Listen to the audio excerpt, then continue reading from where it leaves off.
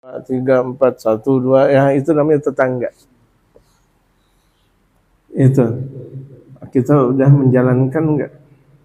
Bahkan terkadang kita nggak tahu siapa tetangga, tetangga nggak tahu siapa kita. Waduh, parah nih. Kita nggak tahu apa sih yang disebut dengan tetangga, dan tetangga juga nggak tahu. Kalau nggak tahu bagaimana mau menjalankan kewajiban tetangga.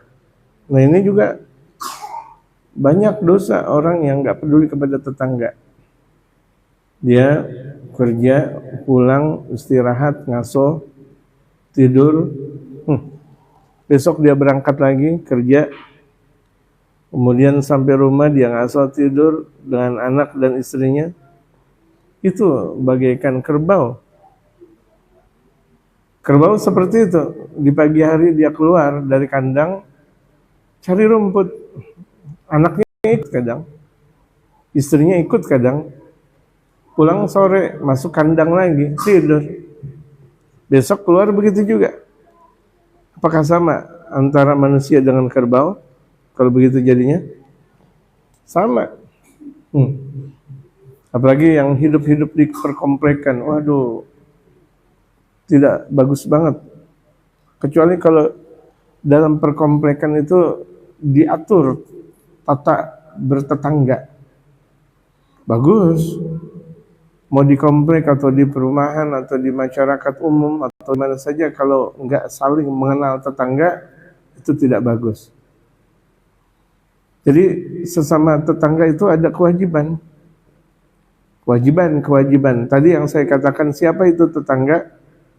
Orang yang berdekatan dengan kau sekira-kira 40 rumah dari seluruh mata angin.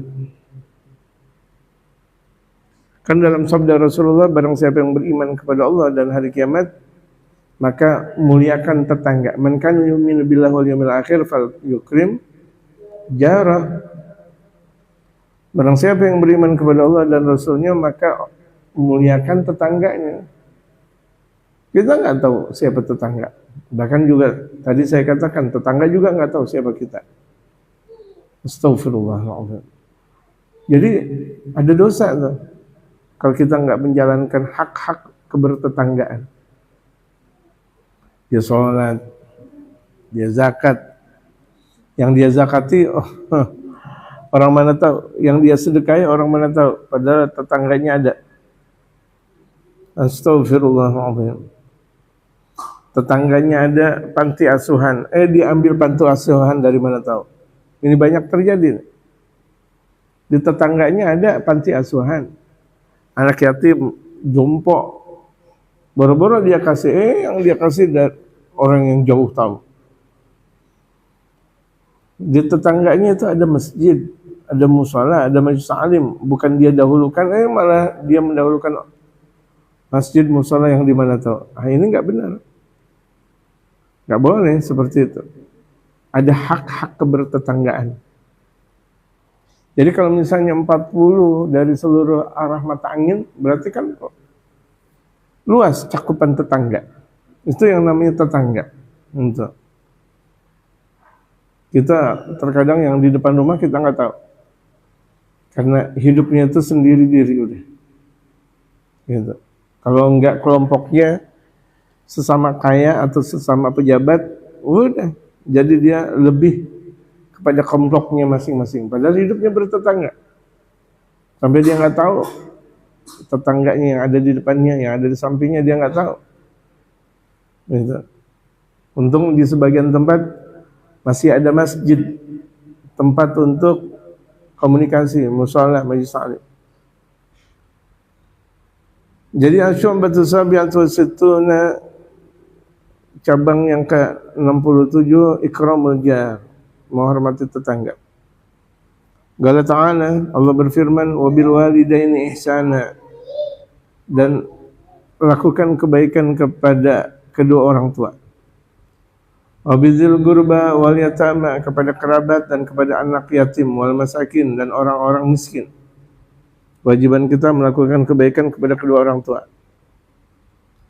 Kerabat adalah orang yang terdekat secara nasab dengan kita. Adik, kakak, sepupu, itu kerabat terdekat. Wal yatama, para kaum orang-orang yatim, fakir miskin, wal masakin, orang-orang yatim, orang-orang miskin, wal jari dzil gurba, wal jaril junub, tetangga yang dekat, ada juga tetangga yang jauh. Lakukan kebaikan. Ini yang jauh enggak, yang dekat enggak. Padahal ini kan ada kewajiban dari Allah Subhanahu wa taala. Wabil walidaini ihsana, wabidzil qurba wal yatama wal masakin wal jaridil qurba wal jaril junub. Bagaimana fi tafsir, dikatakan dalam satu tafsir, wal jaridil qurba al jaril mulahik. Dalam satu tafsir dikatakan tetangga yang dekat adalah tetangga yang berdempetan. Wal jaril junubi al mu'adi ghairul mulahik. Ada dalam satu tafsir juga dikatakan tetangga yang jauh berarti tetangga yang enggak berdempetan. Wasahibu bil jambi ay ar-rafiqu fis safar.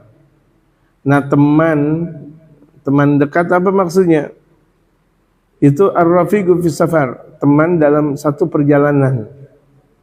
Kita berangkat haji, nah teman haji kita namanya rafiq fis safar, teman dalam perjalanan. Kita berangkat umrah, atau kita berangkat wali songo, atau kita dakwah, atau kita ada acara di luar, kita punya teman dalam perjalanan, itu namanya ar-rafiq fis safar. Wa an Ibnu Abbas wa Mujahid wa Qatadah wal Kalabi wa Mugatil bin Hayyan, Mugatil bin Sulaiman, dari Sayyidina Abdullah bin Abbas, Sayyidina Mujahid, Sayyidina Qatadah, Sayyidina Al-Kalabi, Sayyidina Mugatil bin Hayyan, Sayyidina Mugatil bin Sulaiman. Itu mereka mengatakan wal jarul junub ay al-ajnabi anka wa sahibu bil jambi ay ar-rafiqu fis safar.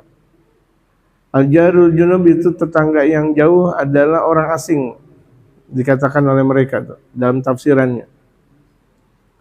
Jadi orang-orang asing tuh yang itu disebut dengan tetangga yang jauh. Wasahibu bil jambi, teman yang jauh itu dikatakan ar-rafiqu fi safar, teman dalam satu perjalanan. Wa zada Mugatil bin Sulaiman faqala fi sahibi bil jambi annahu ar-rafiqu fi safar wal hadir. Dan ditambahkan oleh Mugatil bin Sulaiman, beliau mengatakan teman yang jauh itu artinya teman perjalanan atau teman yang ada. Jadi teman yang ada di sekitar kita atau teman perjalanan kita itu namanya teman jauh. Wa an Ali wa Abdullah bin Mas'ud, dan dari Sayyidina Ali bin Abi Thalib dan Sayyidina Abdullah bin Mas'ud, beliau berkata, keduanya berkata, fi sahibi, yang disebut dengan teman, bil jambi ay al mar'ah, teman yang jauh artinya perempuan.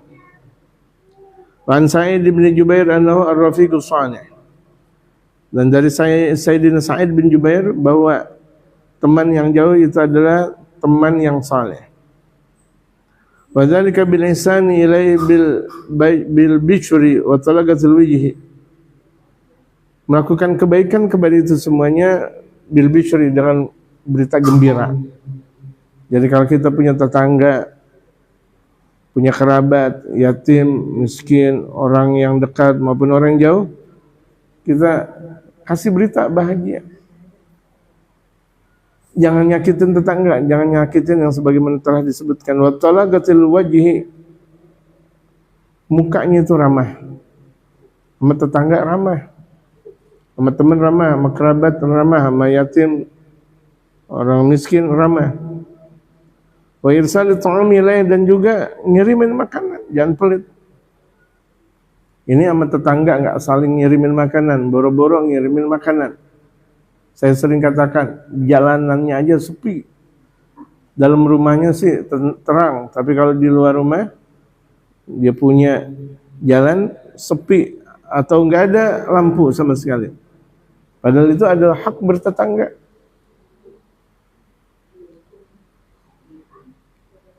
Wa tahammul man sadara minhu, dan menanggung apa yang ada di dalam tetangga tersebut. Kalau misalnya ada tetangga perlu bantuan, perlu hajat dan sebagainya, bagaimana bisa untuk kerjasama. Itu namanya hak bertetangga. Banyak orang nggak paham tentang ini semuanya.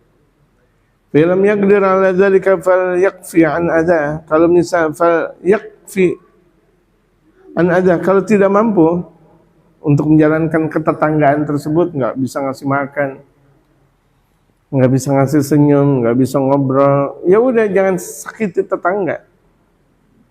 Jangan tetangga diobrolin, jangan tetangga diribahin, jangan jalanan tetangga dipampet, gitu. Jangan got tetangga dipampet, itu kan nggak benar. Gitu.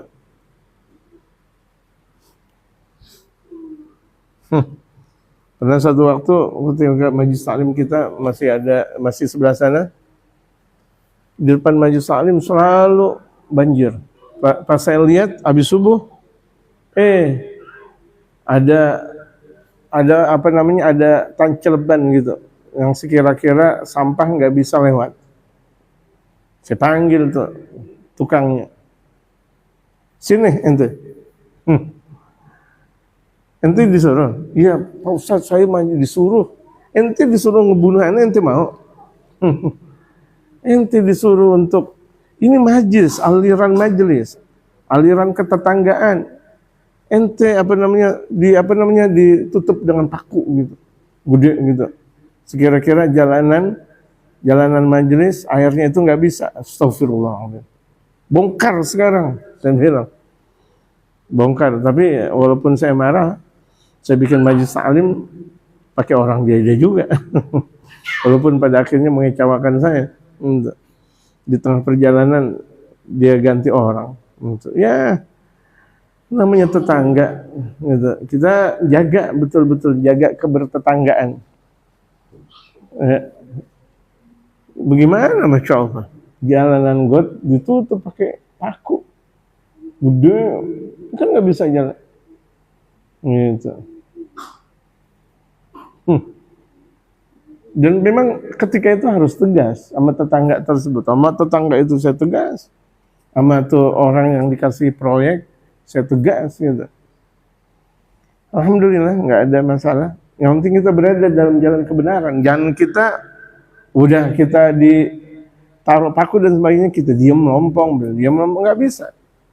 Ada waktunya untuk tegas, gitu. Ada waktunya untuk tegas. Sebagian santri nggak ada tegas-tegasnya. Ini kalau misalnya perang mati duluan nih. Ya ada santri nggak ada tegas-tegasnya.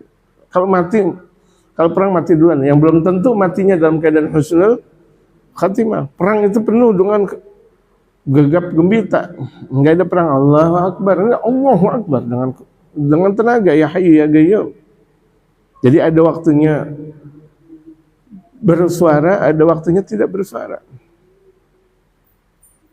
Itu pernah kejadian. Habis subuh akhirnya saya langsung panggil, bongkar nih gitu. Ente mau suruh ngebunuh anak? Enggak begitu.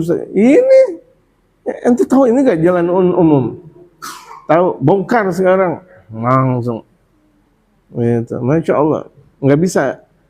Ya, tetangga yang model kayak gitu dilembut-lembutin, kita yang bakal dikerasin. Ya, jadi ada waktunya untuk itu berakhlak namanya. Akhlak itu bukan berarti kita adem, melompong, iya, enggak. Akhlak itu dia menempatkan sesuatu pada tempatnya. Kalau berada dia dengan orang kafir, dia berakhlak dong. Dia keluarkan kekuatannya yang dia miliki, enggak pakai iya, enggak bisa. Gitu. Nah, di depan kaum muslimin baru rahmah. Gitu. Wa qala sallallahu alaihi wasallam, ahsin mujawarata man jawarak. Berlaku baiklah kepada orang yang bertetangga kepada engkau. Jadi sama tetangga berlaku baik. Jangan nyakitin mereka, jangan ribahin mereka, jangan ngomongin mereka. Takun musliman, berarti engkau muslim. Wa qala sallallahu alaihi wasallam, Nabi sallallahu alaihi wasallam bersabda, "Man kana yu'minu billahi wal yawmil akhir falyukrim jarah." Barang siapa yang beriman kepada Allah dan hari akhirat, maka hormati tetangganya. Hormati tetangga. Kalau lagi ada kematian rumah kita, buka dong. Kalau ada kematian tetangga rumah kita, buka. Kalau kita punya air mineral, keluarin.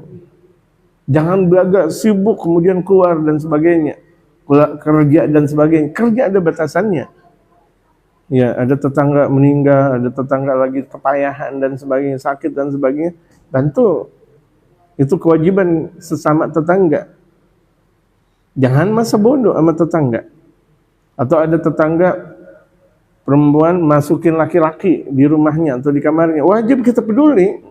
Nggak bisa santai, diem melongo, nggak bisa. Peduli, keluarin. Gitu. Kita mampu untuk menjalankan itu, keluarin. Kalau nggak mampu, dengan petugas.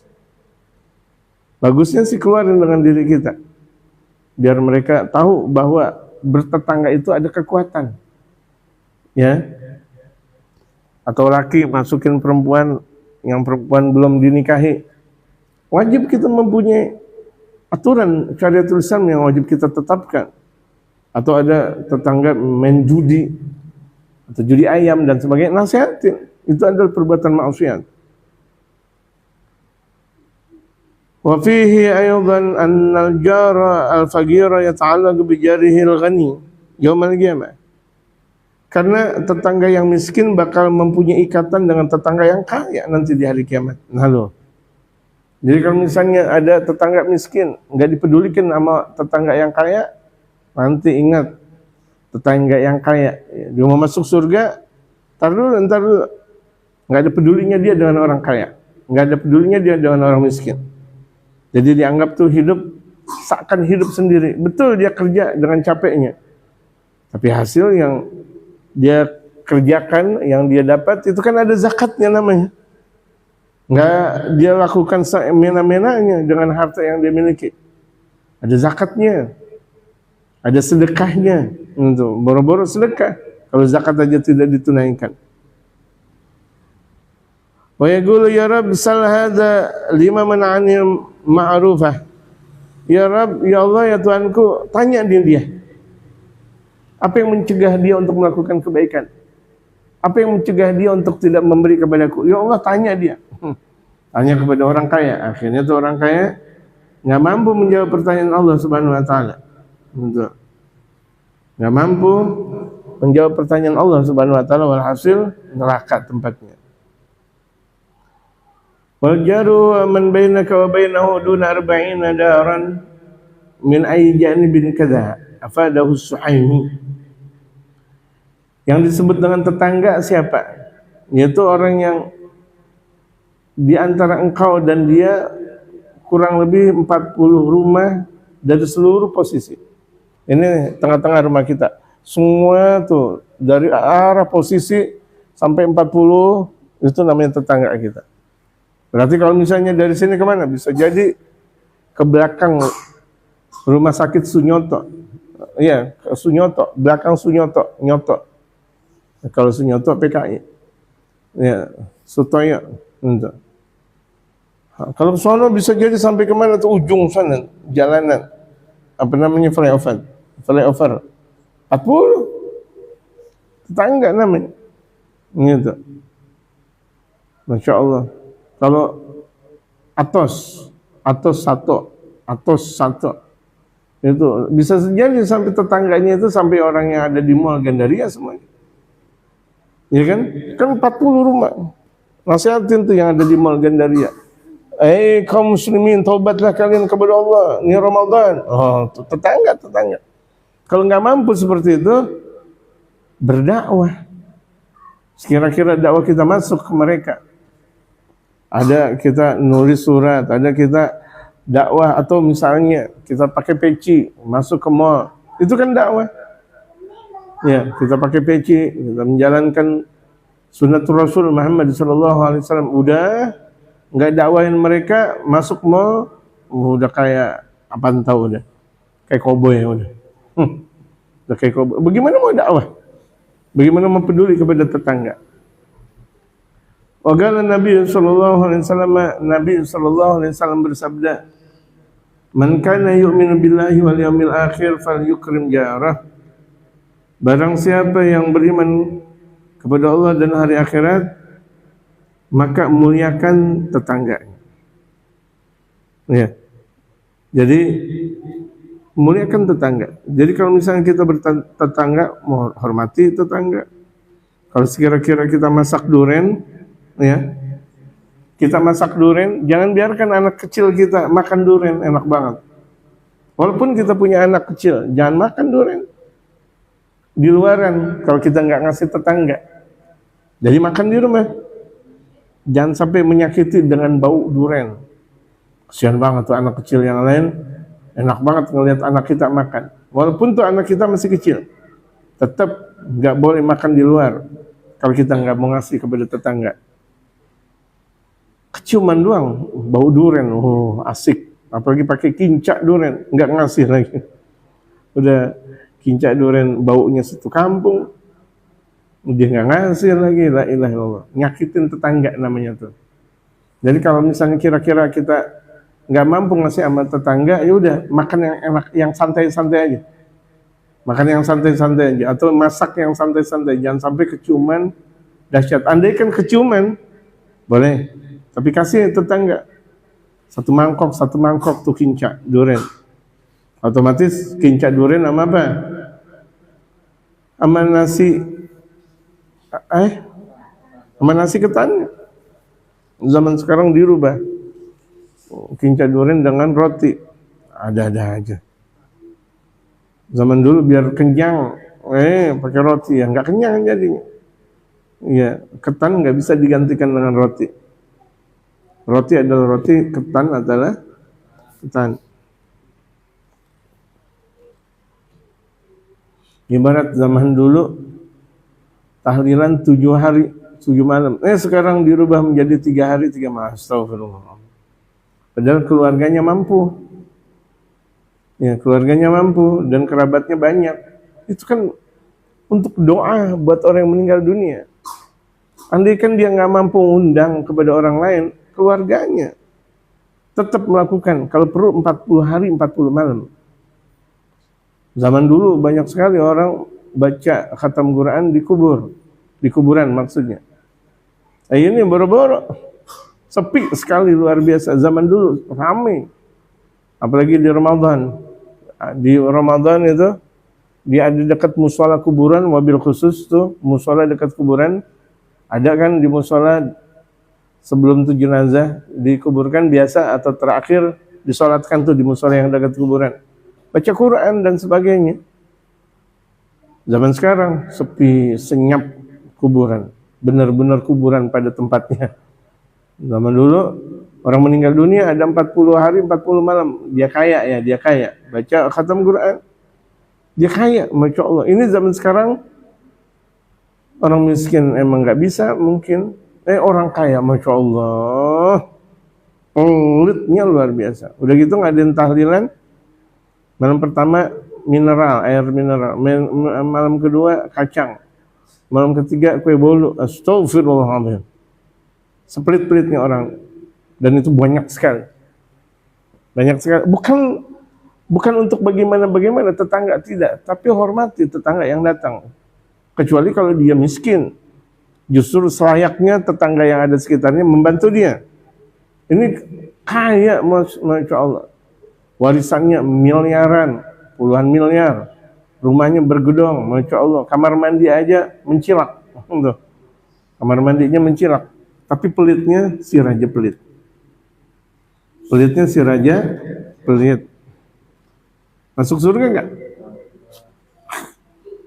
Astagfirullahaladzim. Tempatkan sesuatu pada tempatnya. Kalau sama tamunya dia pelit, bagaimana sama orang lain? Padahal tamunya mendoakan buat keluarganya yang meninggal dunia. Andai kan dia nggak mampu untuk membuat prasmanan atau berkat, dia kaya, belilah di restoran Padang, gitu, makanan dan sebagainya. Dia kaya permasalahannya. Kalau nggak kaya atau miskin, ya justru tetangganya yang ngebantu dia. Ini yang terbagus. Kalau misalnya ada orang meninggal dunia dari tetangga, keluarga dan sebagainya, dia miskin, masyarakat yang ada di sekitarnya itu saling membantu. Yang satu ngasih makan, yang satu ngasih minum, ya kan? Yang satu ngasih ini dan sebagainya. Itulah di antara hak-hak kebertetanggaan.